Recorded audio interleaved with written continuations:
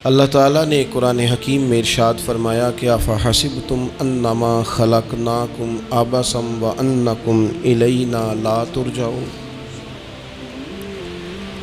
فرمایا کیا تم یہ گمان کرتے ہو کہ ہم نے تمہیں بیکار پیدا کیا ہے، اور کیا تم یہ سمجھتے ہو کہ تمہیں پلٹ کر ہماری طرف نہیں آنا۔ اللہ تبارک و تعالیٰ نے جو چیز بھی پیدا کی، جہاں بھی پیدا کی، بڑی حکمتوں کے تقاضوں کے تحت پیدا کی۔ میں کسی شخص سے بیزار نہیں ہو سکتا، کیونکہ ایک ذرہ بھی تو بیکار نہیں ہو سکتا۔ اللہ نے ہر چیز کو کمال حسن کے ساتھ دنیا میں پیدا کیا، اور انسان تو اشرف المخلوقات ہے۔ یہ تو اللہ تعالیٰ کی تخلیق کا شاہکار ہے۔ اللہ تعالیٰ نے اسے بڑی رہنمائیوں کے ساتھ، بڑی حکمتوں کے ساتھ، بڑے کرم کے ساتھ پیدا فرمایا۔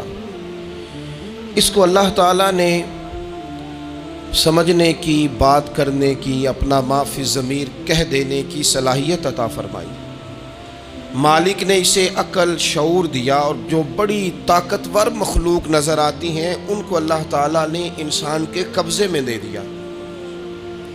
کتنا بڑا ہاتھی ہوتا ہے لیکن ایک چھوٹا سا بچہ اسے لیے پھرتا ہے۔ کتنا بڑا اونٹ ہے، کتنی طاقت رکھتا ہے، لیکن ایک چھوٹا سا بچہ اس کے ناک میں نکیل ڈالتا ہے اور اسے لے کے گھومتا ہے۔ اللہ تبارک و تعالیٰ نے اسے اشرف المخلوقات بنایا ہے۔ اتنے بڑے جہاز ایک انسان کے قبضے میں دے دیے ہیں۔ وہ جب چاہتا ہے جہاز اڑتا ہے، جب چاہتا ہے اسے زمین پہ اتار لیتا ہے۔ اللہ کی دی ہوئی طاقت سے ملکوں کو سر کرنا، بڑی بڑی ٹیکنالوجی کو ایجاد کرنا خدا نے اپنی توفیق سے اسے عطا کیا۔ اور پھر اگر وہ مسلمان ہے، پھر اگر وہ حضور کا غلام ہے، تو پھر تو فرمایا کنتم خیر امت اخرجت للناس، انسان ساری مخلوق میں افضل ہیں، اور میرے محبوب کا کلمہ پڑھنے والے سارے انسانوں میں سب سے افضل ہیں۔ ان کو اللہ نے اور زیادہ فضیلتوں سے، برکتوں سے مالا مال کیا۔ یہ وہ مخلوق ہے، یہ وہ لوگ ہیں، یہ وہ امت ہے کہ جو صرف ارادہ کرتی ہے نیکی کا، کرتی نہیں، ارادہ کرتی ہے تو اللہ نیکی کرنے کا اجر عطا فرما بھی دیتا ہے۔ یہ ابھی پلان کرتی ہے کہ میں یہ کام کروں گا تو رب اس کا ثواب شروع بھی فرما دیتا ہے، لیکن پتہ نہیں کیا ہو گیا ہے لوگوں کو، نیکی کے ارادے کرنے ہی چھوڑتے جا رہے ہیں، نیکی کی منصوبہ بندی کرنی ہی چھوڑ دی ہے، خیر کے لیے پلان کرنا ہی چھوڑ دیا ہے۔ بہت سارا وقت بیکار گزرتا ہے، بہت سارا وقت چوراہے پہ گزر گیا، بہت سارا وقت گپوں میں گزر گیا، عمرے دراز مانگ کے لائے تھے 4 دن، 2 آرزو میں کٹ گئے، 2 انتظار میں۔ ایک ڈھیر سارا طبقہ ہے جس سے پوچھتے ہیں کیا کر رہے ہو، وہ کہتے ہیں بس کچھ بھی نہیں، ٹائم پاس کر رہا ہوں۔ تو میں کہتا ہوں یار اتنا فالتو ٹائم کہاں سے آیا جسے پاس کرنا پڑا؟ میں بور ہو رہا ہوں تو میں کہتا ہوں بور ہونے کے لیے وقت کہاں سے لیا آپ نے؟ آپ تو مسلمان ہیں، آپ کا تو وقت شریعت نے بڑا قیمتی کر دیا ہے۔ آپ تو 1 منٹ میں 3 بار سورہ اخلاص پڑھ سکتے ہیں۔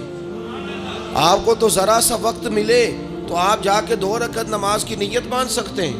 آپ کو تو تھوڑا سا وقت ملے تو آپ کے تو نبی پاک علیہ السلام نے یہاں تک ہماری تربیت کر دی، ہمارے حضور فرمانے لگے تم کانٹا اٹھا سکتے ہو نا گلی سے، تو وہی اٹھا دینا، اس پر بھی رب صدقے کا ثواب عطا کرے گا۔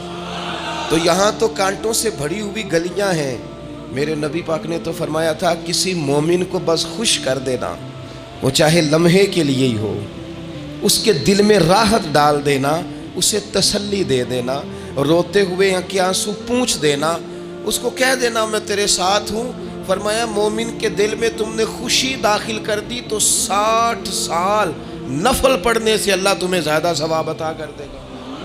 تو یہ فارغ بیٹھنے کا وقت کہاں سے آیا؟ یہ بور ہونے کا ٹائم کہاں سے آیا؟ ہم نے اپنے آپ کو بیکار کر لیا ہے، اور رب نے نہیں بیکار پیدا کیا، ہم نے بیکار کر لیا، ہم نے اپنے آپ کو زنگ لگا لیا۔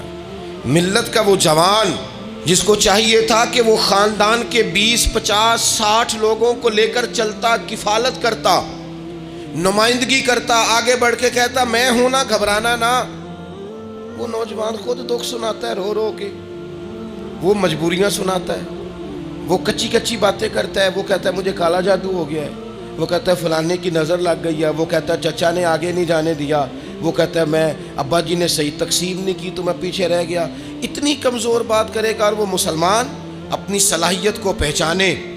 حضرت سعدی شیرازی کے پاس ایک شخص نے بیٹھ کے اپنے دوستوں کی غلطیاں گنوانی شروع کر دی، ان میں یہ بھی غلطی ہے، یہ بھی غلطی ہے، یہ بھی غلطی ہے، یہ بھی غلطی ہے، یہ بھی غلطی ہے۔ تو حضرت سعدی ہنس پڑے، فرمانے لگے اور یاد رکھ تیرے سجن بڑے ہی برے ہیں، پر پانی بڑا بھی گندا ہو نا تو آگ بجھانے کے کام پھر بھی آ جایا کرتا ہے۔ وہ کوئی تو خوبی ان میں تلاش کر لینا، پانی بڑا بھی گدلا ہو تو آگ تو بجھاتا ہے کہ نہیں بجھاتا۔ ہمارا یہ مزاج بن گیا ہے کہ ہم اپنی صلاحیتوں سے کام ہی نہیں لیتے، ہمیں پتہ ہی نہیں ہم کیا کر سکتے ہیں۔ میرے رسول پاک صلی اللہ علیہ وسلم کا کمال یہ ہے کہ حضور نہ انسان کی صلاحیتیں اجاگر کر دیتے، محبوب اجاگر کر دیتے، حضور اندر جذبہ پیدا کر دیتے۔ اس طرح کا وہ اقبال کہتے ہیں کہ تمہارا وقت کا امام وہ نہیں ہوتا جو تمہیں کہے حالات بڑے خراب ہیں، اس قوم کا کچھ بھی نہیں ہو سکتا، اس ملک کا کچھ بھی نہیں ہو سکتا، فلانا ادارہ بھی خراب ہو گیا، فلانا بندہ بھی کرپٹ ہو گیا، فلانا بھی دنیا دار ہو گیا، پیر بھی خراب ہو گئے، مولوی بھی خراب ہو گئے، سیاستدان بھی خراب ہو گئے، اور بیوروکریٹس بھی خراب ہو گئے، اور تاجر بھی خراب ہو گئے، اور فلانی برادری یہ ظلم کرتی، فلانا قبیلہ یہ ظلم کرتا ہے، فلانے شہر کے لوگ، اسی چکر میں صرف مایوسیاں پھیلانی ہیں، کبھی خیر کی بات ہی نہیں کرنی۔ لیکن اقبال کہتے ہیں کہ ہے وہ تیرے زمانے کا امام برحق جو تجھے حاضر و موجود سے بیزار کرے اور موت کی شکل میں دکھلا کے تجھے جلوہ یار زندگی تیرے لیے اور بھی دشوار کرے، وہ تیرے اندر رمق پیدا کرے۔ آج جو حاجی غار سور پہ جاتے ہیں تو یہ لوگ پانی کی بوتل ان کی بغل میں ہوتی ہے، رستے میں 3-4 جگہ بنی ہوئی ہیں، پانی پئیں، چائے پئیں، جوس پئیں، بندوبست ہے، آپ کے کھانے پینے کے لیے آپ چیزیں خرید سکتے ہیں۔ اوپر جائیں تو وہاں بھی سارا کچھ بیٹھنے کا بہترین اہتمام ہے۔ جب حضرت صدیق اکبر گئے تھے تو دن کو نہیں گئے تھے، رات کو گئے تھے، اور جناب اسماء بنت ابی بکر جب رات کو کھانا لے کے جاتی تھی تو وہاں تو دن کو آج بھی 1400 سال کے بعد بھی آبادی کوئی نہیں۔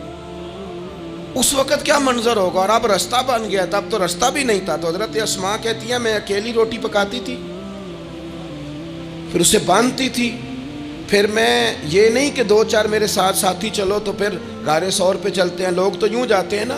فرماتی میں دیکھتی تھی ادھر ادھر کہ کوئی ہے تو نہیں، دیکھ تو نہیں رہا۔ جب کوئی نہیں ہوتا تھا تو رات کو جاتی تھی اور غار پہ کھانا دے کے آتی تھی، اور حضرت صدیق اکبر نے حضور کو کندھوں پہ بٹھا کے کہا تھا حضور پتھر نکیلے ہیں، ان کی نوک تیز ہے، کہیں مقدس قدموں کو تکلیف نہ دیں، اگر مہربانی کریں تو میرے کندھوں پہ نہیں بیٹھ جاتے۔ حضور حضرت صدیق اکبر کے کندھوں پہ بیٹھ گئے۔ درویش کہنے لگے پباں پار قدم نہیں جے لاؤندا تے 100 پہاڑ تے چڑھیا جاندا، او پیا جاندا جے یار نبی دا، اے اصلی دلدار نبی دا، او پیا جاندا جے یار نبی دا، اے اصلی دلدار۔ اپنے اندر جذبہ پیدا کرے، ہم کچھ کر سکتے ہیں۔ غریب ساری زندگی دکھ ہی سنائے گا کہ میں غریب ہوں، اس نے محنت کب کرنی ہے، جد و جہد کب کرنی ہے، اس نے آگے کب پڑھنا ہے، وہ کب تک یہ کام کرے گا۔ اپنی زندگی کے اندر شعور پیدا کریں اور اپنی صلاحیت سے کوئی نفع لیں۔ آپ کیا کر سکتے ہیں زندگی میں؟ میں نے کہا کچھ نہیں کر سکتے، گلی سے روڑا تو اٹھا سکتے ہیں کہ نہیں؟ کچھ انقلاب اپنے مزاج میں پیدا کریں، کچھ تبدیلی پیدا کریں۔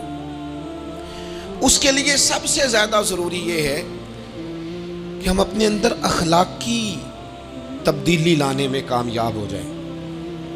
کائنات میں ایک قوم وہ سمجھتی ہے جن کا اخلاق سنور جاتا ہے، اور جو لوگ اپنے اندر اخلاقی تبدیلی نہیں نہ لاتے، آپ دیکھیں نبی پاک علیہ السلام کا انقلاب کس طرح کا ہے۔ عرب کے لوگ سمجھتے تھے کہ معاف کرنا بزدلی ہے، صبر کرنا بزدلی ہے۔ وہ کہتے تھے یہ کیا بات ہوئی، ہمارا دشمن کیا سمجھے گا کہ بزدل ہے، انہوں نے معاف کر دیا ہے۔ وہ کہتے تھے معاف کر دیں تو کمزور پڑ جائیں گے، سامنے والا کہے گا کہ ان کے پلے کچھ نہیں، معاف کر دیا۔ اور ہمارے زمانے میں آج معاف کمزور آدمی کرتا ہے، طاقتور آدمی معاف نہیں کرتا۔ وہ جس کے پاس طاقت نہیں ہوتی وہ کہتا ہے ٹھیک ہے میں نے اللہ پہ چھوڑ دیا، حالانکہ اس نے بھی اچھا کیا، پر کمال تو یہ ہے کہ تیرے پاس ساری طاقت ہو پھر بھی تو فیصلہ اللہ پہ چھوڑے۔